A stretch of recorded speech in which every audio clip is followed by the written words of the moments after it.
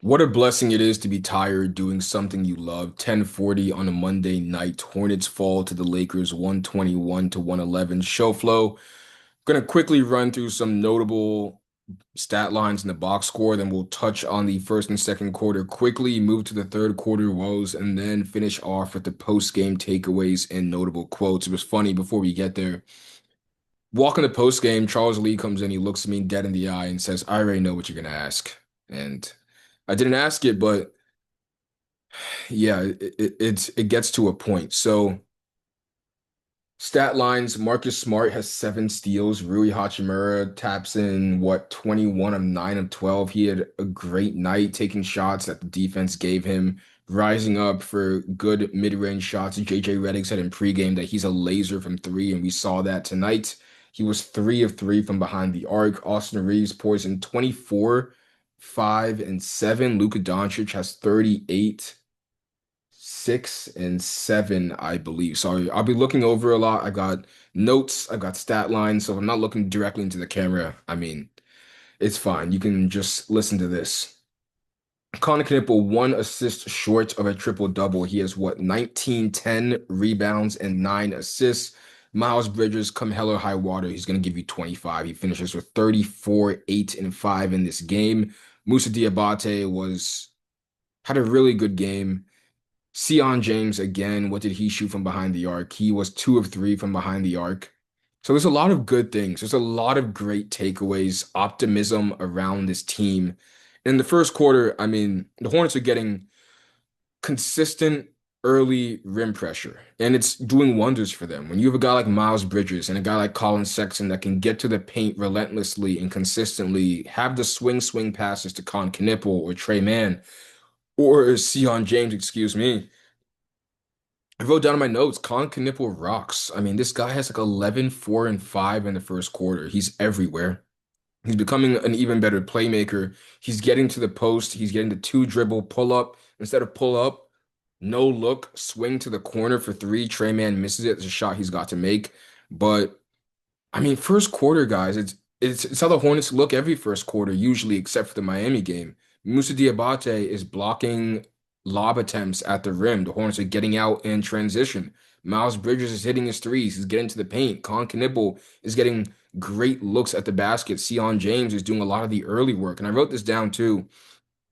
That the Hornets were doing the early work. What do I mean by early work? I mean that when DeAndre Ayton is looking for a post up, you have Musa or you have Kalk doing the early work by pushing him out maybe 2 feet farther than how or where he would like to have the ball.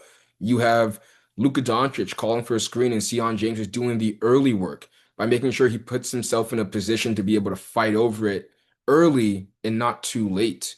You have guys like Miles Bridges on Rui Hachimura saying, Hey, Rui, I know you want that mid-range shot and he had a great game, but I'm gonna make you try and be 2 steps further out than where you initially like that pass. So Hornets first quarter come out humming. They finished the first up 40 to 36. Let's go to the second quarter. Liam McNeely comes in. He's getting some more run as of late, and I love it. But it was a tough stretch for him in the second quarter. Nothing was working. Shots weren't falling, turning the ball over. And in another game, I'd be maybe a little more upset, but I think the Hornets as a whole were still playing really well. And I wrote down in my notes in the second quarter, the way this team is playing just makes the situation more upsetting because they're playing basketball the right way. I asked Coach Lee in pregame, Jeff Peterson has talked to us many times, even during the exit interviews and the media day interviews for this season where it's really hard to evaluate players or evaluate a team when the team isn't healthy.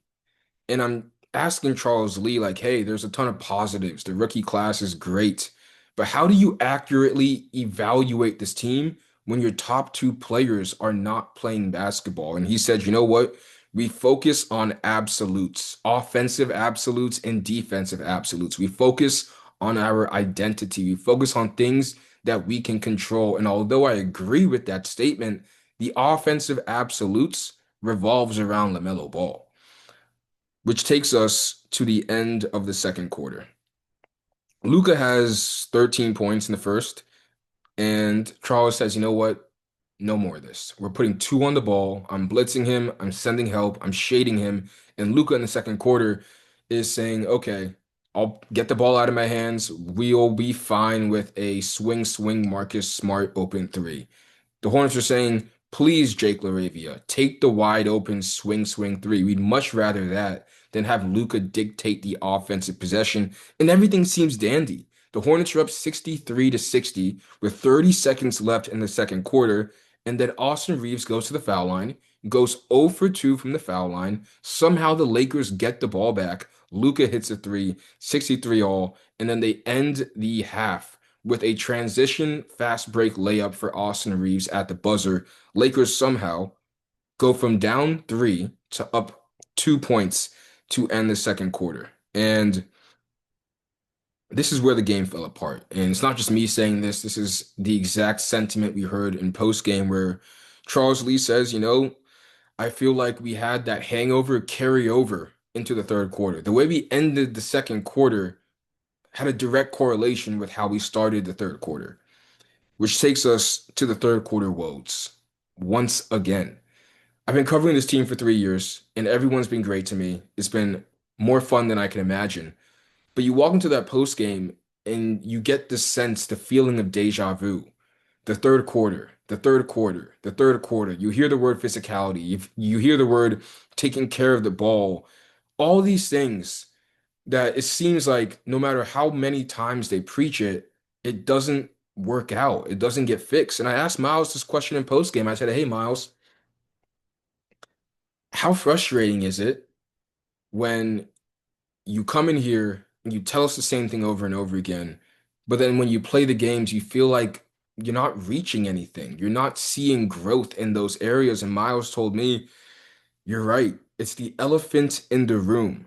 We put it on blast in the locker room today, so expect us to do better next game." Their next game's against Milwaukee on Wednesday night when Giannis Antetokounmpo, Miles Turner, Ryan Rollins, who's on a heater in that squad, rolls through the Spectrum Center. Third quarter woes, let's stay there. On the bright side, I will say this. Sion James, again,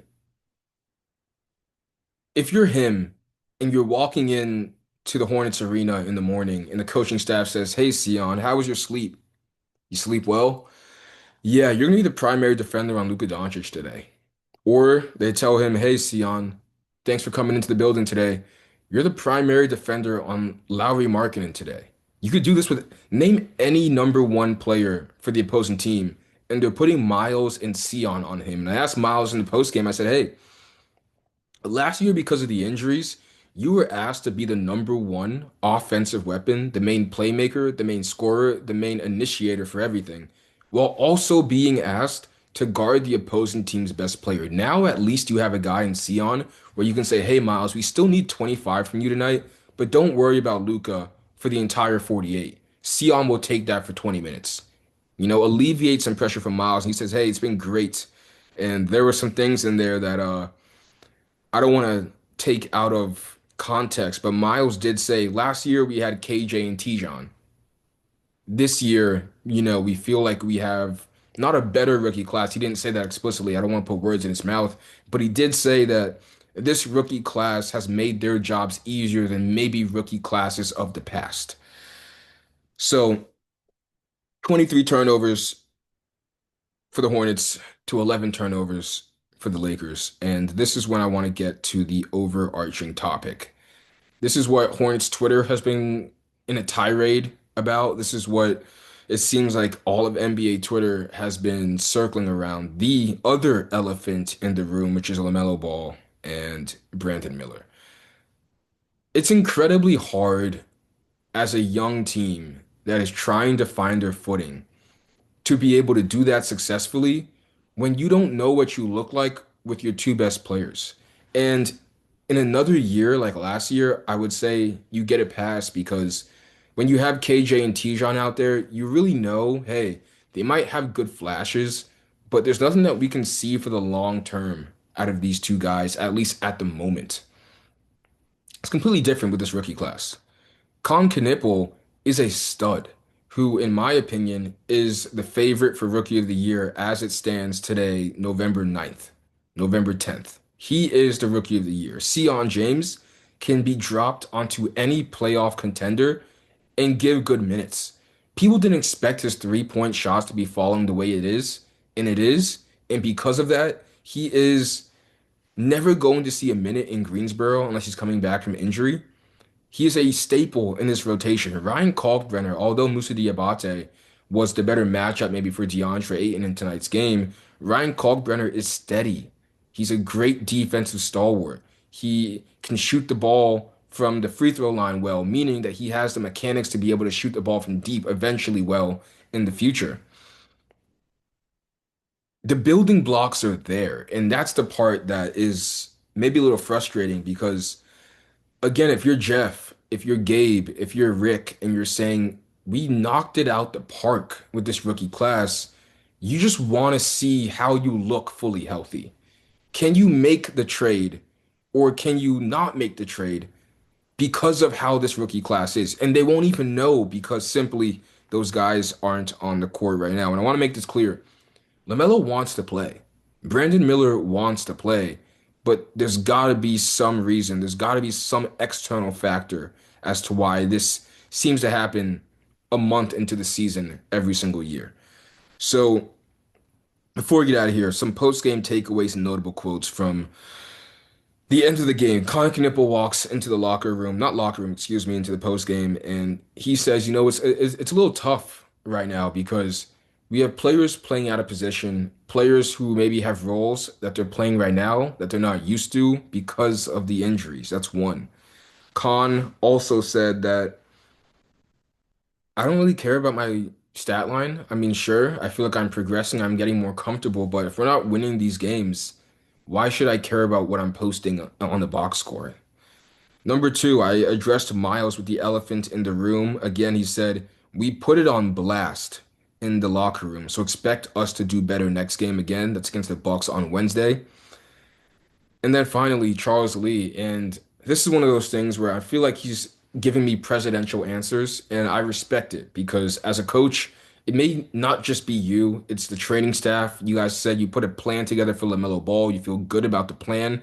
We'll see where that plan is. We'll see where LaMelo Ball is in 2 weeks and Brandon Miller in 2 weeks. But for right now,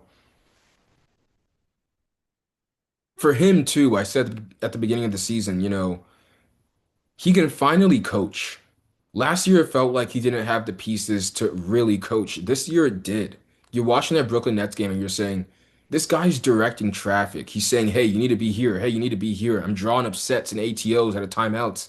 And he's able to like really show us how good or capable of a coach he is.